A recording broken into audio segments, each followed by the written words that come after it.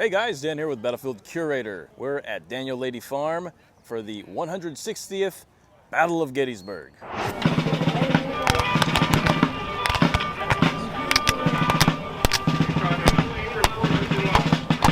So if you're planning to go to the Gettysburg Reenactment, here's what you need to know.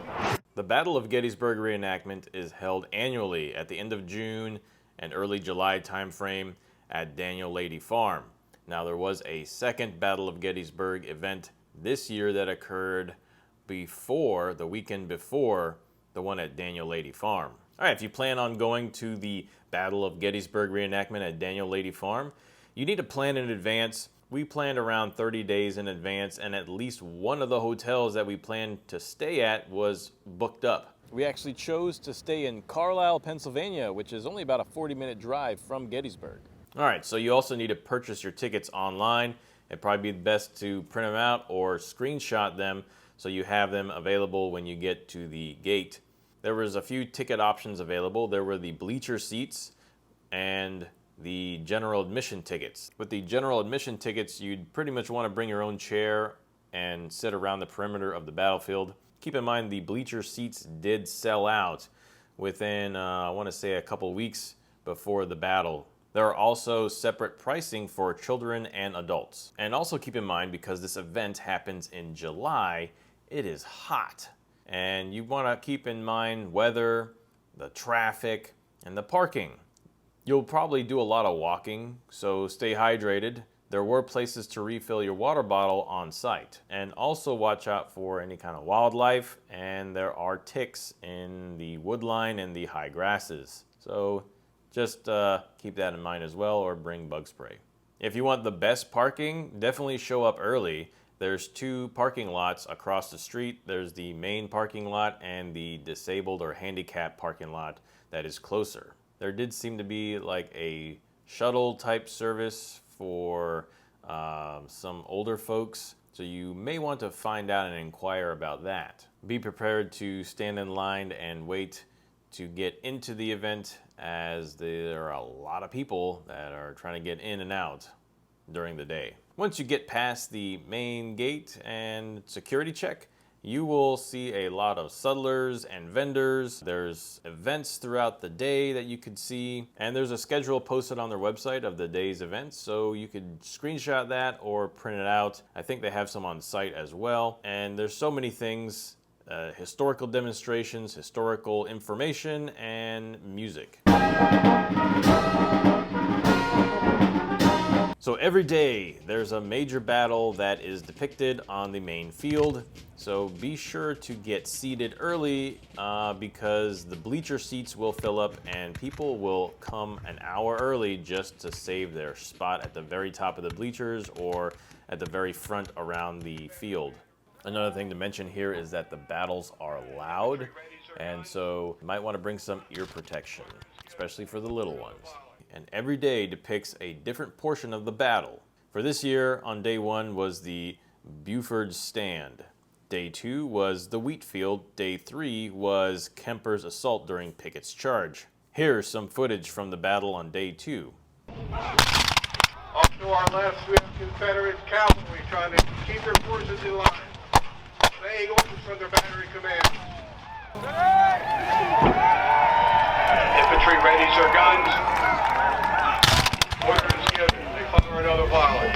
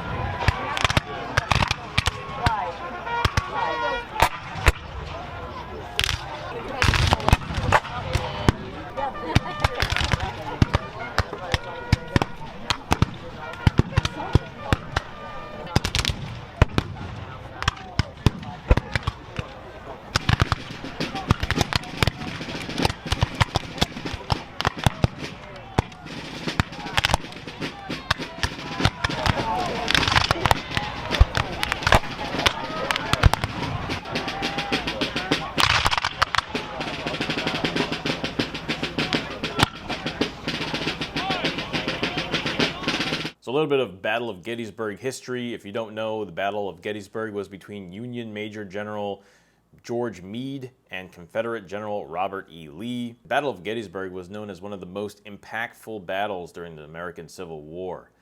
It was the bloodiest battle with the most casualties. It was pretty much the Confederacy's last major assault in the North, and with the North winning that battle, it helped boost their morale.